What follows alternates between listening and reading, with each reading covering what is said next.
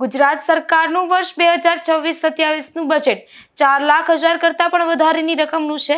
ત્યારે રાજ્યના કેબિનેટ મંત્રી અને પોરબંદરના ધારાસભ્ય અર્જુનભાઈ મોઢવાડિયાએ આ બજેટ મામલે પોતાની પ્રતિક્રિયા આપી હતી।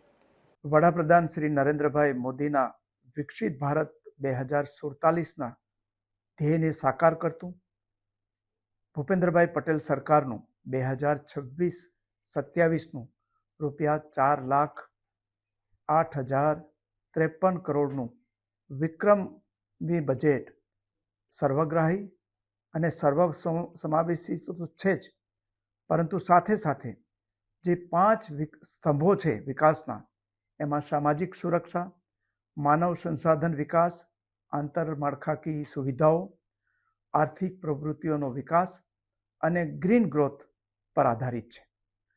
અને અત્યાર સુધીના બજેટમાં દરેક ક્ષેત્રની અંદર વિક્રમી જોગવાઈ કરવામાં આવી છે।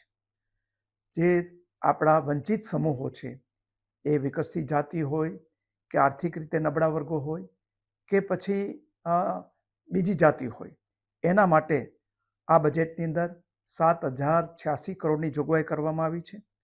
આદિવાસી ભાઈઓ છે એના માટેના વિકાસ માટે 5,025 કરોડની વિક્રમી જોગવાઈ આ વર્ષે કરવામાં આવી છે।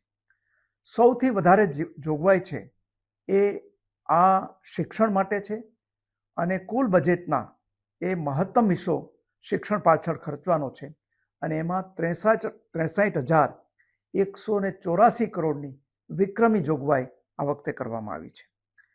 એ ઉપરાંત આરોગ્ય અને પરિવાર કલ્યાણ માટે પણ સૌથી મોટો હિસ્સો અહીંયા ખર્ચવામાં આવશે। એના માટે 25,403 કરોડ રૂપિયાની જોગવાઈ આ બજેટમાં કરવામાં આવી છે। મહિલા અને બાળ કલ્યાણ એના માટે પણ 7,690 કરોડ રૂપિયાની આ બજેટમાં જોગવાઈ છે।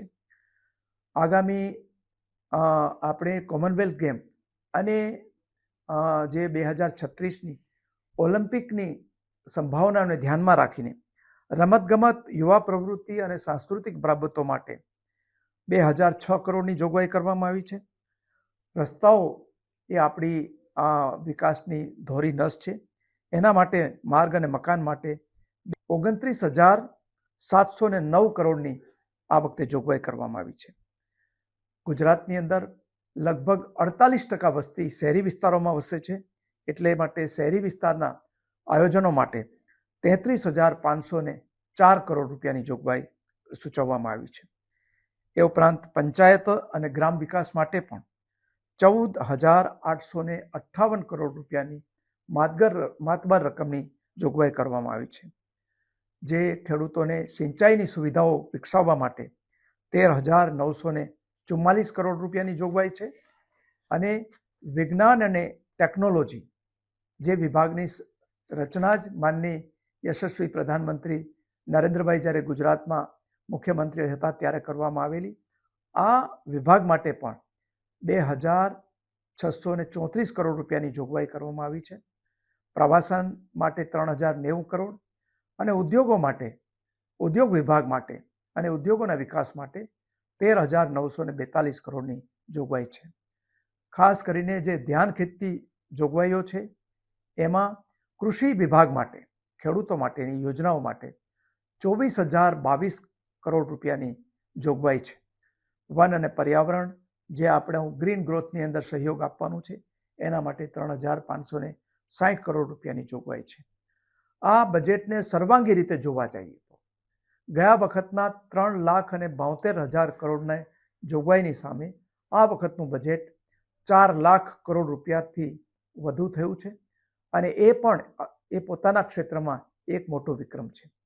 જે કનુભાઈ દેસાઈ જે વિદ્વાન આ ક્ષેત્રના છે, સાથે સાથે વિકાસની અંદર જે તબક્કાઓ આજે યોગ્ય જગ્યા માંગતા હતા એ તમામ વિભાગોને સરખો ન્યાય આપવાની સાથે આપણું બજેટ છે એ ગ્રીન ગ્રોથ લાવવાની સાથે 2047માં વિકસિત ભારતની સાથે વિકસિત ગુજરાત પણ એની સાથે સાથે થાય અને એ પણ ભારતનું અવ્વલ નંબરનું રાજ્ય છે એ જળવાઈ રહીને વૈશ્વિક સ્થાન પામે એ માટેનું આયોજન આ બજેટમાં કરવામાં આવ્યું છે। એના માટે હું ગુજરાતના મૃદુ અને મુખ્યમંત્રી ભૂપેન્દ્રભાઈ પટેલને અભિનંદન પાઠવવાની સાથે નાણામંત્રી શ્રી કનુભાઈ દેસાઈને પણ અભિનંદન પાઠવું છું.